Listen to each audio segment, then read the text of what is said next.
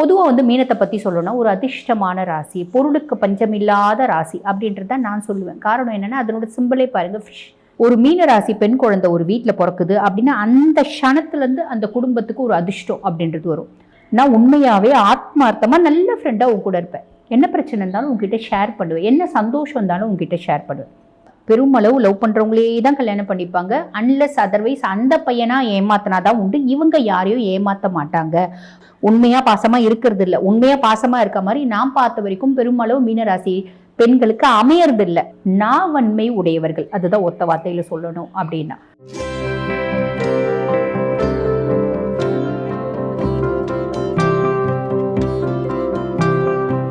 வணக்கம், நான் டாக்டர் தீபா லலன். இன்றைக்கி நம்ம என்ன டாபிக் பற்றி டிஸ்கஸ் பண்ண போகிறோம் அப்படின்னா, மீன ராசி பெண்கள் உங்களை பற்றி தான் பார்க்க போகிறோம். உங்களோட இன்ட்ரெஸ்டிங்கான கேரக்டர்ஸ் என்னென்ன, நீங்கள் என்னென்ன மாதிரி காம்ப்ளிகேஷன்ஸை ஃபேஸ் பண்ணுறீங்க, அதுலேருந்து எப்படி வெளியே வரீங்க, இப்படி நிறைய விஷயங்களை இந்த பதிவில் நம்ம பேச போகிறோம். ஆக வீடியோவை ஸ்கிப் பண்ணாமல் பாருங்கள். பொதுவாக மீனம் அப்படின்னாலே நம்ம அதனோட சிம்பிளை பார்க்கணும். 2 மீன்கள் இருக்கும், டியூவல் சிம்பிள்.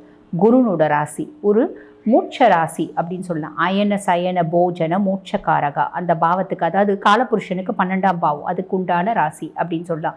பொதுவாக வந்து மீனத்தை பற்றி சொல்லணும்னா ஒரு அதிர்ஷ்டமான ராசி, பொருளுக்கு பஞ்சமில்லாத ராசி அப்படின்றது தான் நான் சொல்லுவேன். காரணம் என்னென்னா அதனோட சிம்பிளே பாருங்கள், ஃபிஷ் அப்படின்னாலே ஒரு லக்கி சிம்பிளாக நம்ம வந்து பாவிக்கிறோம் இல்லைங்களா.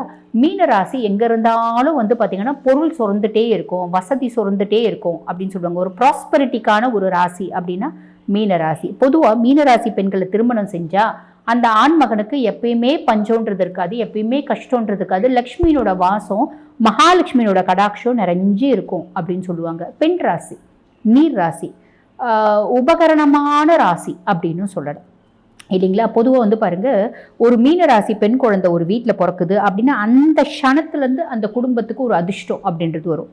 ஒரு மீனராசி பையன் ஒரு ஏழ்மையான குடும்பத்தில் பிறந்தாலும் அந்த அப்பாவிட, அதாவது அந்த பையனோட அப்பாவிட அவன் மேலோங்குவான், பெரிய லெவலில் வருவான் அப்படின்றது உண்மை. ஓகேங்களா. சரி, இப்படிப்பட்ட மீனராசி குழந்தைங்க ஒரு குடும்பத்தில் பிறக்குது அப்படின்னா அந்த குடும்பத்துக்கு ரொம்ப செல்ல பிள்ளைங்களா இருக்கும் இந்த குழந்தைங்க. காரணம் என்ன அப்படின்னா, இந்த குழந்தை பிறந்து எங்கள் குடும்பத்துக்கு அதிர்ஷ்டம் வந்துச்சுப்பா அப்படின்ற ஆஸ்பெக்ட்லேயே ரொம்ப செல்லமாக இருக்கும். தாத்தா பாட்டி மாமா மாமி எல்லாருக்கும் செல்ல பிள்ளைங்களா வளருவாங்க அப்படின்னு சொல்லலாம். இவங்க வளர்றாங்க, நல்ல சந்தோஷமான ஒரு வாழ்க்கை முறை அப்படின்றத அவங்க வந்து அனுபவிக்கிறாங்க. அதுக்கப்புறம் வந்து பாருங்கள், அவங்க ஸ்கூல் போகிறாங்க, ஸ்கூல் போய் படிக்கிறாங்க. ஒரு 8th 9th எல்லாம் படிக்கும்போது அவங்களுக்கு ஃப்ரெண்ட்ஸ் அப்படின்றது வருவாங்க பார்த்தீங்களா. அந்த ஃப்ரெண்ட்ஸ் கூட எப்படி இருப்பாங்கன்னா very close to each other. நான் உண்மையாகவே ஆத்மார்த்தமாக நல்ல ஃப்ரெண்டாக உங்க கூட இருப்பேன். என்ன பிரச்சனை இருந்தாலும் உங்ககிட்ட ஷேர் பண்ணுவேன், என்ன சந்தோஷம் இருந்தாலும் உங்ககிட்ட ஷேர் பண்ணுவேன் அப்படின்ற மாதிரி தான் போகும். அதுக்கப்புறம் மீனம் காலேஜ் போகிறாங்க, லவ் பண்ணுவாங்களா, லவ் பண்ணுவாங்க. பெரும்பாலும் டியூவல் சிம்பிள் இருக்க ராசிக்கு லவ் செட் ஆகிறது இல்லை. பட் பியாண்ட் தட் இவங்க லவ் பண்ணுவாங்களா, லவ் பண்ணுவாங்க. இது வந்து பாருங்கள், குருவனோட ஆதிக்கம் பெற்ற ராசி, சுக்கிரன் உச்சமடையக்கூடிய ராசி.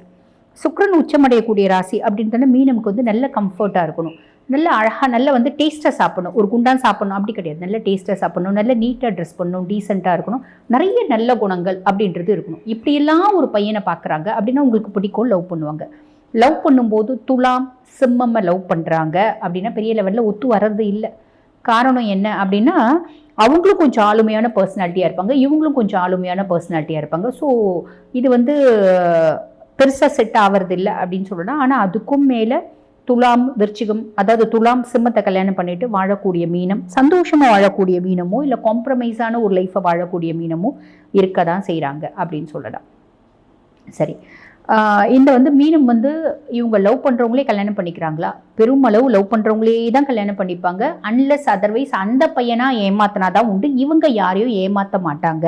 பொதுவாக வந்து பாருங்கள், ஒரு மீனராசி ஃப்ரெண்ட்ஷிப் கிடைக்குது அப்படின்னா கூட விடக்கூடாது. காரணம் என்ன அப்படின்னா, இப்போ 5 பிள்ளைங்க இருக்காங்க, 5 பிள்ளையில ஒரு பொண்ணு மீனராசி. அந்த பொண்ணுனோட ஃப்ரெண்ட்ஷிப்பை எக்காரணத்தை கொண்டு இந்த 4 பிள்ளைங்களும் விடக்கூடாது. காரணம் என்ன, எந்த நேரத்துலையும் எந்த சூழ்நிலையும் இந்த 4 பிள்ளைங்களுக்கும் ஹெல்ப் அப்படின்னா இந்த பிள்ளை முன்னாடி போய் நின்று ஹெல்ப் பண்ணும். அதனால வரக்கூடிய கான்சிக்வன்சஸை இந்த பொண்ணு பெருசாக யோசிக்காது அப்படின்னு சொல்லலாம். ஆனால் பதிலுக்கு இந்த பிள்ளைக்கு எல்லாரும் ஹெல்ப் பண்ணுவாங்களா, அது வந்து அங்கே ஒரு குவெரி தான். பெருசாக ஹெல்ப் பண்ணுறது இல்லை. பட் பியாண்ட் தட் அவள் ஹெல்ப்பே பண்ணலை, ஏமா அவள் அன்னைக்கு ஹெல்ப்பே பண்ணல, திருப்பி நீ போய் ஹெல்ப் பண்ணுறியேம்மா, அவள் அன்னைக்கு அவ்வளோ உன் காலை வாரி விட்டா திருப்பி நீ அவளை பிரச்சனைன்றா நீ போறையே அப்படின்னு அவங்க அம்மா கேட்டால், விடுமா அது அவளோட குணம், இது என்னோட குணம்மா அப்படின்னு சொல்லக்கூடியவங்க மீனம் அப்படின்னு சொல்லலாம்.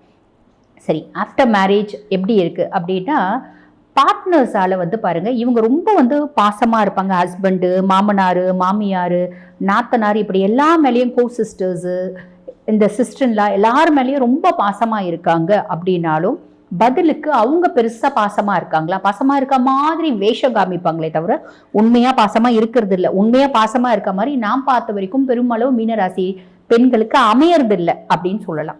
ஓகேங்களா. ஆனால் அதை மீறி இவங்க அவங்க கூட ட்ராவல் பண்ணுவாங்களா, முடிஞ்ச வரைக்கும் ட்ராவல் பண்ணுவாங்க. ஆனால் அவங்களோட குற்றச்சாட்டு என்னவா இருக்கும் அப்படின்னா, மீனத்தை பெருசாக எங்களால் ஜட்ஜ் பண்ண முடியல, எங்கள் வீட்டு மருமகளே என்னால் பெருசாக ஜட்ஜ் பண்ண முடியல, எங்கள் அண்ணியை என்னால் பெருசாக ஜட்ஜ் பண்ண முடியல அப்படின்ற மாதிரி இருக்கும். உண்மை.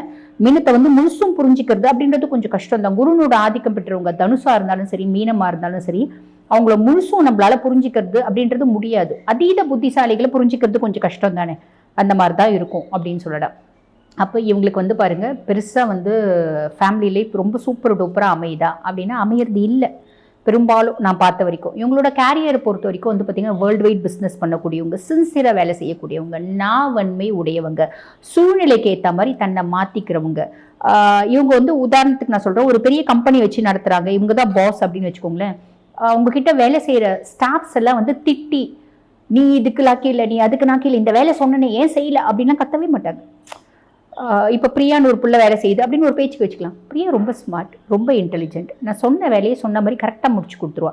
இன்றைக்கி என்னவோ தெரியல, அவளுக்கு ஏதோ ஒரு மூட் ஸ்விங்னு நினைக்கிறேன், சரியாக செய்யலை. பட் நீங்கள் நாளையிலேருந்து இப்போ பார்ட்னர்ஷிப் கன்சல்ட் வச்சுக்கணும், பார்ட்னர் கிட்ட சொல்லுவாங்க, நாளையிலேருந்து பாருங்கள் நம்ம சொல்கிறதுக்கு முன்னாடி முடிச்சு கொடுத்துருவா. அந்த அளவுக்கு அவள் பாருங்கள் ஜென்யூன் ஸ்டாஃப் அப்படின்றத சொன்னால் அந்த பிள்ளை என்ன ஆகும், ஐஸ் பாரியை தூக்கி தலைமையில வச்ச மாதிரி இல்லை, அந்த பிள்ளை மறுநாள்லேருந்து பர்ஃபெக்டாக செய்யும்.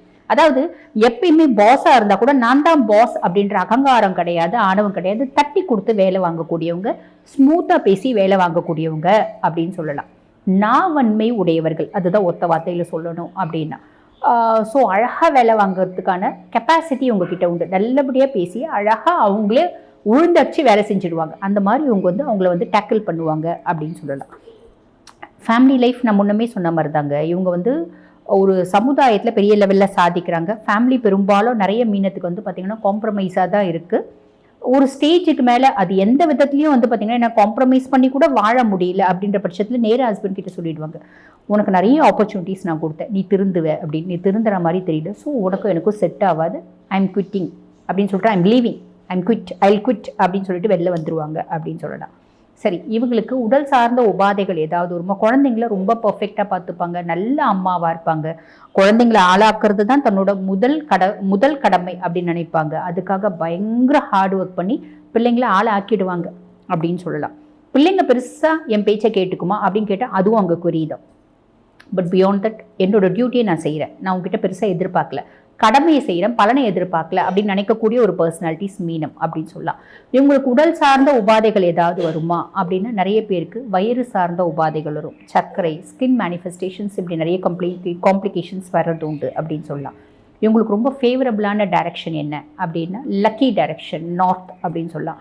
லக்கி கலர்ஸ் என்ன அப்படின்னா ஒயிட்டு, எல்லோ, பிங்க்கு, ஒரு light golden colour, all type of yellow, அதே மாதிரி பார்த்தீங்கன்னா ஆல் டைப் ஆஃப் பிங்க்லேயே லைட்டு, டார்க், இந்த குலாப் கலர் அப்படின்லாம் சொல்கிறாங்க பார்த்தீங்களா, எல்லாமே பார்த்தீங்கன்னா இவங்களோட லக்கி கலர்ஸ் அப்படின்னு சொல்லலாம்.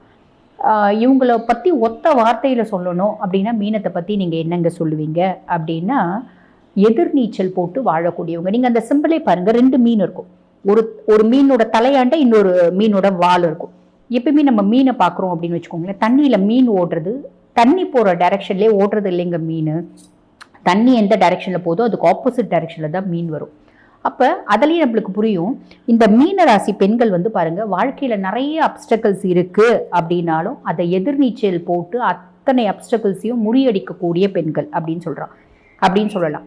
மீனராசியில் பாருங்கள் ஒரு பார்ட் கஷ்டம் அப்படின்றது இருக்கும், ஒரு பார்ட் அப்லிஃப்ட்மெண்ட் அப்படின்றது இருக்கும். சின்ன வயசில் கஷ்டப்பட்டவங்க பெரிய லைஃப்பில் பாருங்கள், அதாவது அவங்களோட பிற்கால ஜாதகத்தில் 30 வயசுக்கு மேலே பீக்கில் போவாங்க.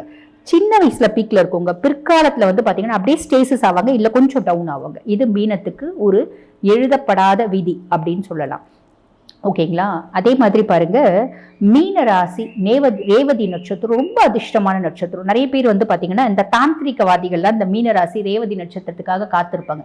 தாந்திரிகவாதிகள் மட்டும் இல்லைங்க, ஒரு லாட்ரி வாங்கணும் அப்படின்னாலும் மீனராசி ரேவதி நட்சத்திரம், ஒரு முக்கியமான ஒரு புதையல் எடுக்கணும் அப்படின்னாலும் மீனராசி ரேவதி நட்சத்திரம், இப்படி நிறைய விஷயங்கள் அந்த ரேவதி நட்சத்திரத்தை பேஸ் பண்ணி செய்வாங்க அப்படின்னு சொல்லலாம். ஸோ ஒத்த வார்த்தையில் மீனத்தை பற்றி நீங்கள் எல்லாம் சொல்லணும் அப்படின்னா அதிர்ஷ்டமான பொண்ணுங்க, அதிர்ஷ்டசாலிகள் அப்படின்னு தான் சொல்லணும். வாழ்த்துக்கள்.